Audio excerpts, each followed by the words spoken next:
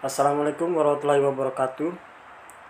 Kami dari kelompok 2 akan menjelaskan materi terkait genetika mikroorganisme. Kami beranggotakan Eka Siti Romaza, Siti Setiawati, Ayu Lestari, Rifanida Magrisa Wahyudin, Yulianus Fasterman, Laura Luturmas, Ela Nurlela, dan Afrida Diavika Aryani. Baik, kita langsung saja ke materi yang pertama. Struktur DNA dan informasi genetika. Genetika adalah cabang biologi yang mempelajari pewarisan sifat gen pada organisme maupun suborganisme. Sementara gen adalah substansi pembawa materi genetik yang diwariskan dari induk kepada keturunannya. Dan materi genetik tersebut meliputi deoksiribonukleasid atau DNA dan ribonukleasid atau biasanya disebut dengan RNA. DNA adalah suatu molekul besar kompleks yang terdiri dari dua pita panjang yang saling berpilin membentuk heliks ganda, dengan setiap pitanya merupakan satu polimer dari ratusan hingga ribuan nukleotida. Dalam satu nukleotida terdiri atas gugus fosfat, gula, pentosa, dan basa nitrogen. Itu proses struktur DNA dapat kita lihat pada gambar yang di samping. Yang situ dimana ada keterangan A itu berarti adenin, T itu timin, G itu guanin, dan C itu sitosin. Di situ juga ada untai DNA antiparalel, alat tangan DNA, dan untai ganda. DNA. DNA memiliki dari berbagai sebuah polimer. Polimer memiliki beberapa satuan berlubang, biasa disebut dengan nukleotida. Dalam tiap nukleotida atau satuan berulang yang di dalam polimer memiliki 3 komponen, yakni satu ada gugus fosfat, kedua ada gula deoksiribosa, dan yang ketiga ada basa nitrogen atau nukleobasa. Untuk penjelasan gugus fosfat adalah unsur non-organik dengan rumus molekul PO43. Unsur tersebut berperan sebagai agen buffer. Untuk gula deoksiribosa adalah monosakarida dengan rumus molekul H strip C sama dengan 0, strip CH2, strip CHOH3, strip H. Gula deoksiribosa mempunyai 5 karbon gula ribosa yang kehilangan 1 atom oksigen. Gula tersebut melekat pada fosfat dan 1 dari basa nitrogen. Ketiga, ada basa nitrogen adalah molekul organik dengan atom nitrogen yang memiliki sifat kimiawi basa. Dan nukleobasa tersebut ditemukan beberapa senyawa, yakni adenina, guanina, sitosina, dan timina. Informasi genetik adalah informasi pada setiap makhluk hidup yang dapat diturunkan pada keturunan selanjutnya. Biasanya, materi genetik juga disebut sebagai asam nukleat atau faktor hereditas. Pada makhluk hidup, materi genetik yang terdiri atas kromosom, gen, DNA, dan RNA akan diturunkan melalui proses reproduksi. Baik, kita lanjut ke materi berikutnya, itu adalah tentang replikasi DNA. Jadi, replikasi DNA itu adalah suatu proses penggandaan DNA baru dengan menggunakan DNA lama, DNA yang sudah ada. Nah, tujuan dari replikasi ini adalah agar sel anakan dari hasil pembelahannya mengandung DNA yang identik dengan sel induknya. Nah, untuk proses replikasi DNA itu dimulai dengan cara kedua untai DNA yang saling berpilin itu harus dibuka terlebih dahulu membentuk garpu replikasi atau membentuk huruf Y. Nah, kemudian setelah kedua untaian ini terbuka, maka ada suatu enzim, yaitu enzim helikase yang fungsinya itu dia membuka untaian tersebut. Nah, setelah untaiannya terbuka, maka DNA polimerase itu dia akan mencetak informasi-informasi yang ada pada untai DNA lama. DNA polimerase ini dia akan bergerak mulai dari titik promoter atau titik awal hingga ke titik terminator atau titik akhir. Kedua untai yang terbuka ini ada dua bagian, ada leading strands dan lagging strands. Untuk yang leading strands dia bergerak dari arah 3 aksen ke arah 5 aksen. Kemudian yang untuk lagging strands dia bergerak dari arah 5 aksen ke arah 3 aksen. Nah, tadi DNA polimerase ini dia akan mencetak informasi dari DNA lama ke DNA baru. Nah, untuk yang bagian leading strands, DNA baru yang dibentuk itu secara normal karena dia berjalannya secara kontinu, tidak terputus-putus. Sedangkan pada area lagging strands, DNA yang terbentuk itu dia akan terputus-putus, membentuk suatu fragmen yang disebut dengan fragmen Okazaki.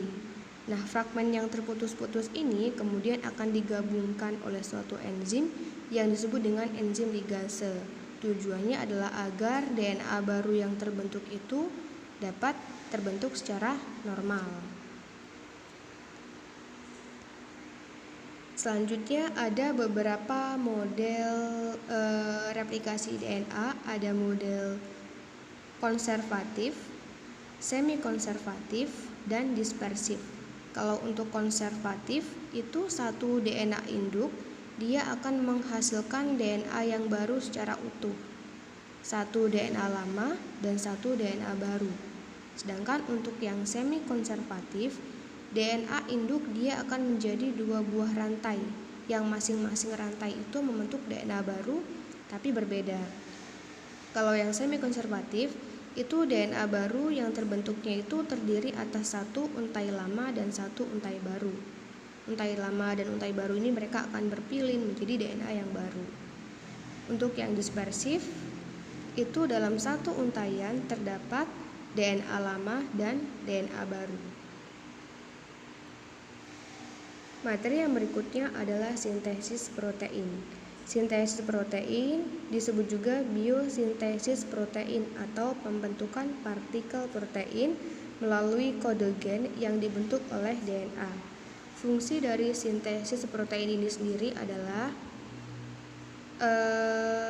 untuk menghasilkan protein yang non-spesifik sesuai dengan kode yang terbentuk pada mRNA yang akan ditranslasi.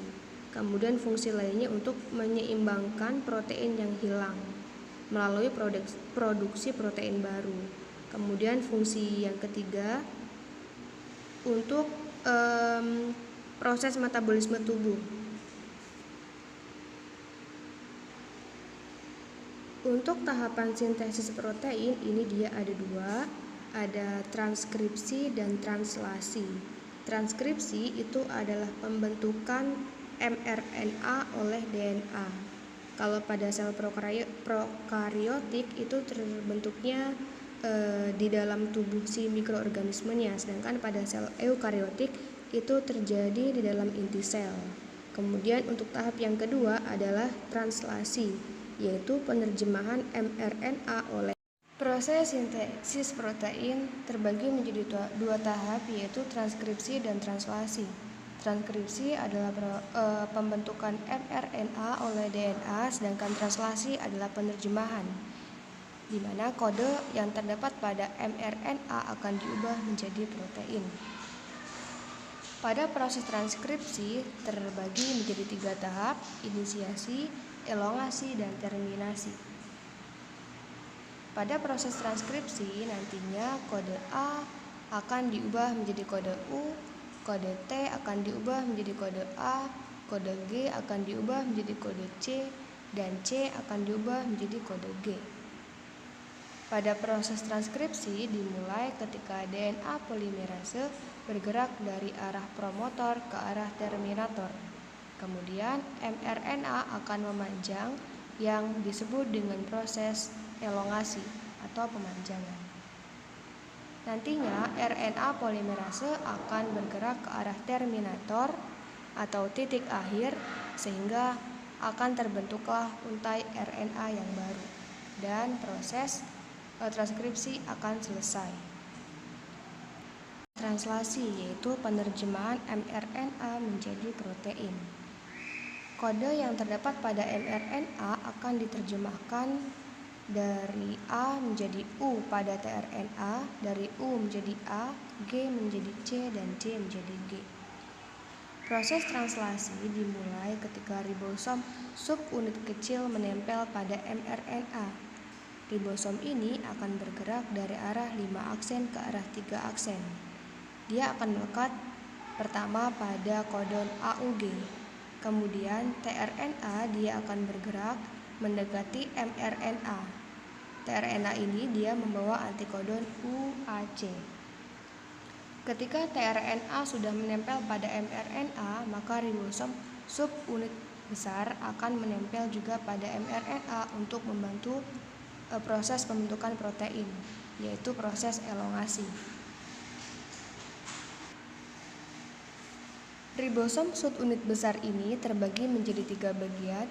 Ada bagian aseptor site, P peptidyl site, dan E adalah exit site. Setelah tRNA yang pertama masuk ke dalam peptidyl site, maka ribosom akan bergerak ke arah 3 aksen dan tRNA yang lain akan masuk ke dalam ribosom subunit besar ke dalam bagian aseptor site. Setelah tRNA melekat pada mRNA, maka kode-kode tersebut akan diterjemahkan menjadi protein, dan kedua protein dari UAC dan UUC akan melekat, akan saling berikatan membentuk polipeptida. Proses ini akan terus berlangsung sampai ribosom subunit besar sampai kepada rilis faktor. Ketika ribosom subunit besar sampai kepada rilis faktor, maka proses translasi selesai. Dan proses ini ekspresi gen. Ekspresi gen adalah rangkaian proses penggunaan informasi dari suatu gen untuk sintesis produk gen fungsional. Produk-produk tersebut dapat berupa protein, juga gen penyandi non-protein seperti transfer RNA atau gen RNA inti kecil, yang mana keduanya merupakan produk RNA fungsional. Selanjutnya, struktur gen. Pada sel eukariot, gen terdiri dari intron dan ekson.